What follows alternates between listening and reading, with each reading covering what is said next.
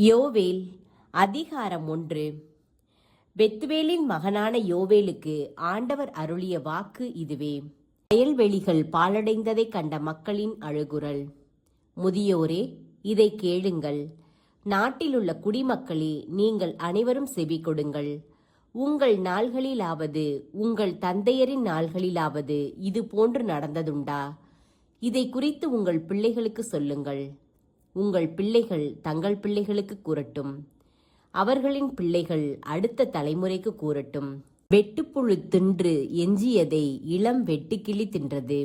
இளம் வெட்டுக்கிளி தின்று எஞ்சியதை துள்ளும் வெட்டுக்கிளி தின்றது. துள்ளும் வெட்டுக்கிளி தின்று எஞ்சியதை வளர்ந்த வெட்டுக்கிளி தின்றளித்தது. வெறியர்களே, விழித்தெழுந்து அழுங்கள். திராட்சை ரசம் குடிக்கிறவர்களே, நீங்கள் அனைவரும் அந்த இனிப்பான திராட்சை ரசத்திற்காக புலம்புங்கள். ஏனெனில் அது உங்கள் வாய்க்கு எட்டாமற் போயிற்று. ஆற்றல் மிக்க எண்ணிக்கையில் அடங்காத வேற்றினம் ஒன்று என் நாட்டிற்கு எதிராய் எழும்பி இருக்கின்றது. அதன் பற்கள் சிங்கத்தின் பற்கள், பெண் சிங்கத்தின் கடைவாய் பற்கள் அதற்கு உண்டு. என்னுடைய திராட்சை கொடிகளை அது பாழாக்கிற்று. அத்தி மரங்களை முறித்து போட்டது. அவற்றின் பட்டைகளை முற்றிலும் உரித்து கீழே எறிந்தது. அவற்றின் கிளைகள் வெளிரி போயின. கணவனாக வரவிருந்தவனை இழந்ததால் சாக்கு உடை உடுத்தி கொள்ளும் கன்னி பெண்ணை போல கதறி அழுங்கள்.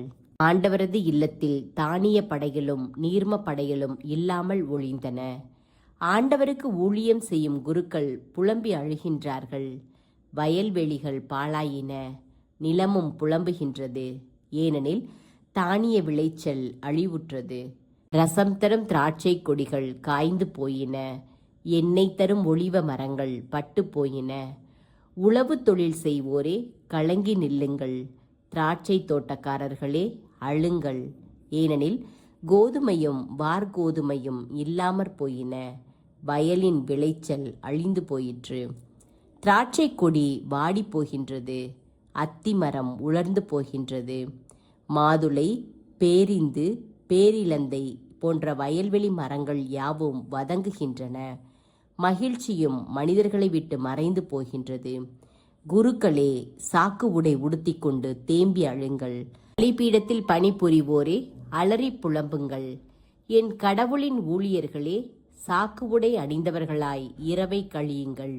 ஏனெனில் உங்கள் கடவுளின் வீட்டில் தானிய படையலும் நீர்ம படையலும் இல்லாமற் போயின. உண்ணா நோன்புக்கென நாள் குறியுங்கள். வழிபாட்டு பேரணியை திரட்டுங்கள். ஊர் பெரியோரையும் நாட்டில் குடியிருப்போர் அனைவரையும் உங்கள் கடவுளாகிய ஆண்டவரின் இல்லத்தில் கூடிவர செய்யுங்கள். ஆண்டவரை நோக்கி கதறுங்கள். மிக கொடிய நாள் அந்த நாள். ஆண்டவரின் நாள் அண்மையில் உள்ளது. எல்லாம் வல்லவர் அழிவை அனுப்பும் நாளாக அது வரும். உணவுப் பொருள்களையெல்லாம் பாழாய் போனதை நம் கண்கள் காணவில்லையா? நம் கடவுளின் இல்லத்தில் இருந்து மகிழ்ச்சியும் அக்களிப்பும் இல்லாமற் போனதை நாம் பார்க்கவில்லையா? விதைகள் மணிக்கட்டிகளின் கீழ் மக்கி போயின. பண்டசாலைகள் பாழடைந்து விட்டன. களஞ்சியங்கள் இடிந்து விழுந்தன.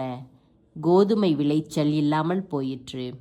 காட்டு விலங்கினங்கள் என்னவாய் தவிக்கின்றன. மேய்ச்சல் காணா மாட்டு மந்தைகள் திகைத்து நிற்கின்றன. ஆட்டு மந்தைகளும் இன்னலுற்று தவிக்கின்றன. ஆண்டவரே, நான் உம்மை நோக்கி கதறுகின்றேன். பாலை நிலத்தின் மேய்ச்சல் இடங்கள் தீக்கிரையாயின. வயல்வெளியிலிருந்து மரங்கள் அனைத்தையும் நெருப்பு சுட்டரித்து விட்டது. நீரோடைகள் வற்றி போனதால் காட்டு விலங்குகள் கூட உம்மை நோக்கி கதறுகின்றன. பாலை நிலத்தில் இருந்த மேய்ச்சல் இடங்களை நெருப்பு விழுங்கிவிட்டது.